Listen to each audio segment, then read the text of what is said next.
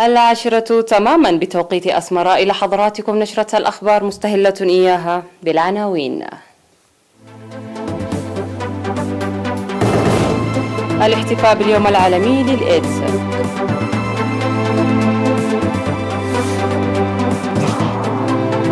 تطعيم الماشية في مندفرة.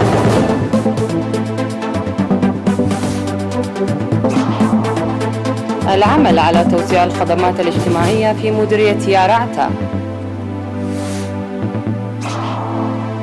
مسلحون يهاجمون قواعد عسكرية فرنسية في مالي. كوفيد-19 يرفع الاحتياجات الإنسانية في 2021 إلى مستوى قياسي. وبريطانيا والاتحاد الأوروبي يحذران من نفاذ الوقت لإتمام اتفاق بريكسيت. أهلا بكم إلى تفاصيل النشرة. أوضحت مسؤولة مكافحة مرض الإيدز والأمراض التناسلية في وزارة الصحة الممرضة نيغستي تسفا ميكائيل أن الإنجازات التي تحققت من جهود مكافحة نقص المناعة المكتسبة تحفز لمزيد من الإنجازات. جاء ذلك في مقابلة أجرتها مع وكالة الأنباء الإريترية إيرينا بمناسبة اليوم العالمي للإيدز. وأشارت الممرضة نيغستي أن مستويات انتشار المرض التي كانت في عام 2003 تبلغ نسبة 4.3% تدنت تدريجيا بفضل الجهود المنسقة، موضحة بأن الإصابات كانت في عام 2016 نسبة 1% وتقلصت عام 2019 إلى نسبة 0.37 بحسب الدراسات الجارية. ومع مساعي وزارة الصحة التي بدأت في عام 2011 لتقليص نسبة الإصابات بفيروس نقص المناعة المكتسبة في البلاد إلى 0%، أكدت الممرضة نيغستي تنظيم برامج مكثفة للتعريف بأساليب مكافحة المرض والتصدي له، وهو ما نتج عنه رفع وعي المجتمع بنسبة 87%، وتسجيل ازدياد في أعداد الشباب الذين يقومون بفحوصات لازمة إلى 90,000 خلال العام الواحد. ويجري في الوقت الحالي تجارب في دواء لمكافحة المرض له نسبة فعالة تصل 96% بالتركيز على فئات بعينها في المجتمع. أما بخصوص أدوية إطالة العمر الخاصة بالمرض فيتم تقديمها لما يصل إلى 8,900 مواطن يعيشون مع المرض بحسب الممرضة نيغستي. ويصادف الأول من ديسمبر من كل عام اليوم العالمي للإيدز، ويأتي هذا العام تحت شعار الاتحاد العالمي لمسؤولية مشتركة. ويتم الاحتفال به للمرة 32 على مستوى العالم والمرة 29 على مستوى الوطن. جرت في مديرية مندفرة حملة تطعيم الماشية، وأوضحت الطبيبة البيطري السيدة حبرات مدهني أن تطعيم جرى في 20 نقطة تطعيم ضد مختلف الأمراض الحيوانية لأكثر من 43,000 رأس من الأبقار والماعز والأقنام، إضافة إلى تطعيم الكلاب ضد مرض السعر داء الكلب.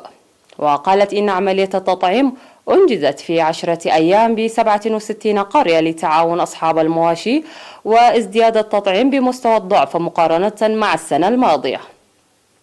وأوضح مسؤول وزارة الزراعة في مديرية مندفرة السيد برخت تخلسلاسي أن أوضاع الماشية جيدة هذه السنة لوفرة العلف، ويهدف التطعيم مكافحة الأمراض التي قد تظهر.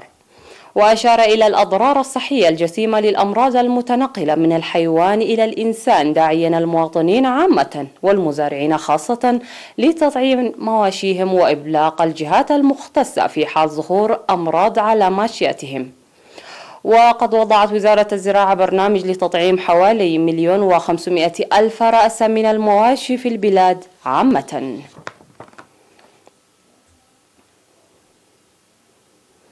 أفاد مراسل إيرينا أن نمو أغلب الأشجار التي غرسها سكان ضاحية ليبان بمديرية لقو عنسبة في محمية عدي قلاي شهر أغسطس الماضي.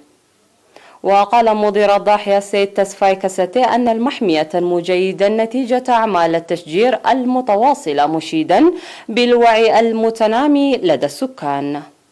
وأوضح السكان وحراس الغابات وجود حوالي 36 نوعا من الأشجار في المحمية وتنمو جيدا نتيجة الرعاية المقدمة، كما بدأت تظهر حاليا الحيوانات البرية.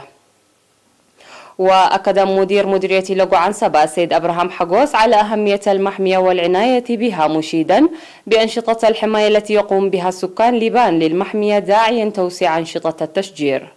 وتقوم ضحية لبان بالتشجير في المحمية، وحصلت على شهادة تقدير من وزارة الزراعة كضاحية نموذجية للتشجير.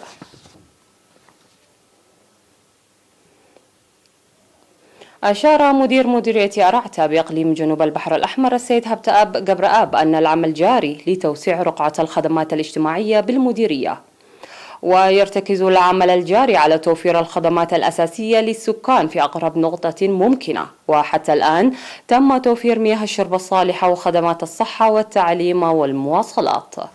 ويبلغ عدد الحوامل اللواتي يلدن في المراكز الصحية 50، وتبذل الجهود لمضاعفة الرقم، مشيدا بالخريف الماطر الذي شهدته المديرية هذا العام.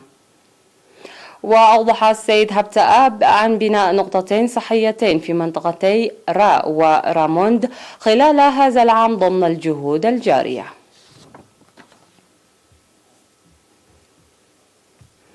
أيها السادة المشاهدين، هذه كانت أخبارنا المحلية. فاصل قصير من ثم نعود لمتابعة الأنباء على الصعيد العالمي. ابقوا معنا.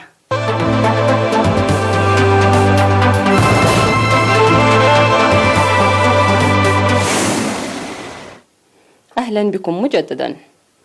أطلق مسلحون مرتبطون بتنظيم القاعدة صواريخ على قواعد عسكرية فرنسية في كيدال وميناكا وغاو في شمال مالي في هجمات نادرة منسقة على قوات دولية.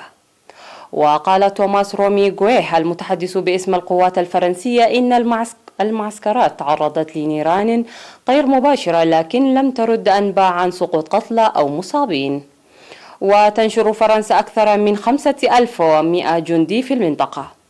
وقال رومي غويه إن القاعدة الوحيدة التي لحقت بها أضرار هي قاعدة تابعة للأمم المتحدة بجانب القاعدة الفرنسية في كيدال. وندد رئيس بعثة الأمم المتحدة بالهجمات. وقال تنظيم القاعدة في بيان نشرته مواقع إخبارية تابعة له إن الهجمات الصاروخية استهدفت قواعد الجيش الفرنسي. كانت القوات الفرنسية قد قتلت باه آغ موسى أحد القادة العسكريين لتنظيم القاعدة في شمال أفريقيا في 10 من نوفمبر. أطلقت الأمم المتحدة نداء إنسانيا لجمع مساعدات بقيمة قياسية تصل إلى 35 مليار دولار للعام 2021، وذلك للتصدي لتداعيات جائحة كوفيد-19 التي أغرقت مئات ملايين الأشخاص في الفقر في وقت تلوح في الأفق نذر مجاعات عدة. ومع أزمة الوباء سيرتفع عدد الأشخاص الذين يحتاجون إلى مساعدة إنسانية في العالم عام 2021 إلى عدد قياسي جديد ليبلغ 235 مليون وفق خطط الاستجابة الإنسانية التي تنسقها الأمم المتحدة.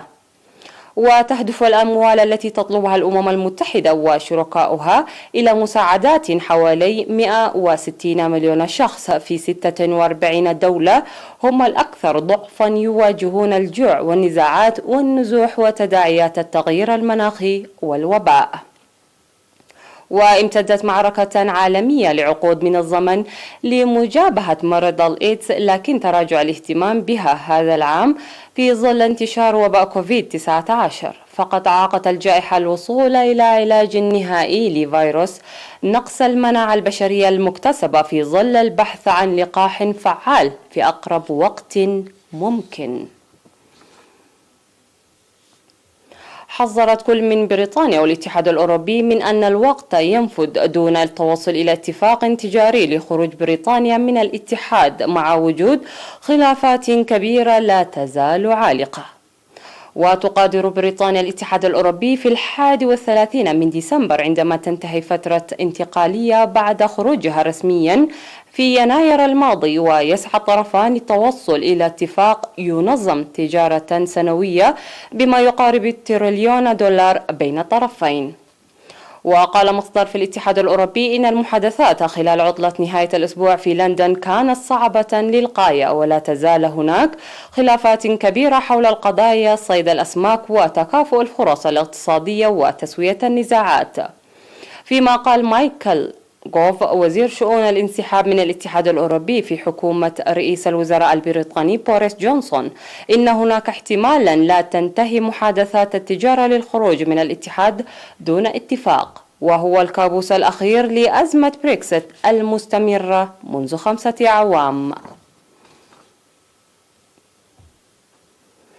قتل 8 سجناء على الأقل، وأصيب أكثر من 50 آخرين في اشتباكات اندلعت مع حراس سجن ماهارا بسريلانكا. ونقل موقع إخباري أمريكي عن مسؤولين سريلانكيين القول إن الاشتباكات جاءت في الوقت الذي تحاول فيه السلطات قمع مظاهرات نشبت على خلفية تزايد حالات الإصابة بفيروس كورونا في سجون سريلانكا المكتظة. وشهدت سريلانكا ارتفاعا شديدا في أعداد الإصابة بفيروس كورونا خلال الشهر الماضي، فيما سجلت السجون المكتظة آلاف حالات الإصابة الجديدة. واندلعت الاشتباكات الأخيرة بسجن ماهارا الكائن خارج العاصمة كولومبو الليلة الماضية، عندما احتج بعض السجناء على نقل سجناء مصابين بفيروس كورونا من مرافق أخرى إلى داخل السجن. وجرى نشر المئات من قوات الشرطة الإضافية لمساعدة الحراس وتعزيز الوضع الأمني في السجن. ختام النشرة، إلى اللقاء.